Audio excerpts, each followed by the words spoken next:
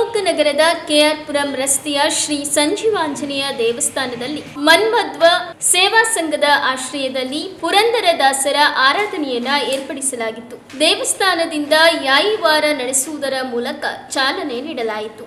ಈ ಸಂದರ್ಭದಲ್ಲಿ ಪುರಂದರದಾಸರ ಕೀರ್ತನೆಗಳನ್ನ ಹಾಡುತ್ತಾ ದಾಸರ ಮಹತ್ವವನ್ನ ಸಾರಿದರು. ಮಹಿಳೆಯರಿಂದ ಭಜನಾ ಕಾರ್ಯಕ್ರಮ ಹಾಗೂ ಪಂಡಿತರಿಂದ ಉಪನ್ಯಾಸ ನಡೆಯಿತು.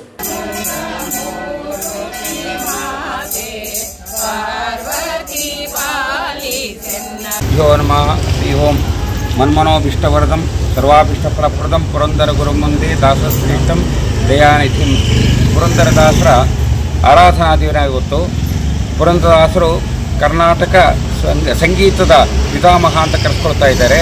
ಈ ಪುರಂದರದಾಸರು ನಾರದರ ಅವತಾರ ಅಂತ ಹೇಳಿ ಕೂಡ ಪ್ರತೀತಿ ಇದೆ. ನಾರದರ ಅವತಾರರಾದಂಥ ಪುರಂದರದಾಸರು ವೈಷ್ಣವ ಸಿದ್ಧಾಂತವನ್ನು ಎಲ್ಲ ಕಡೆಯಲ್ಲೂ ಕೂಡ ಪ್ರಚಾರ ಮಾಡಲಿಕ್ಕೋಸ್ಕರವಾಗಿ ತಮ್ಮ ಕೀರ್ತನೆ, ಸುಳಾದಿ ಮತ್ತು ಊಗಾಭೋಗಗಳಿಂದ ಪ್ರಚಲಿತವಾದಂಥ ಸಂಗೀತವನ್ನು ಹಾಡಿದ್ದಾರೆ.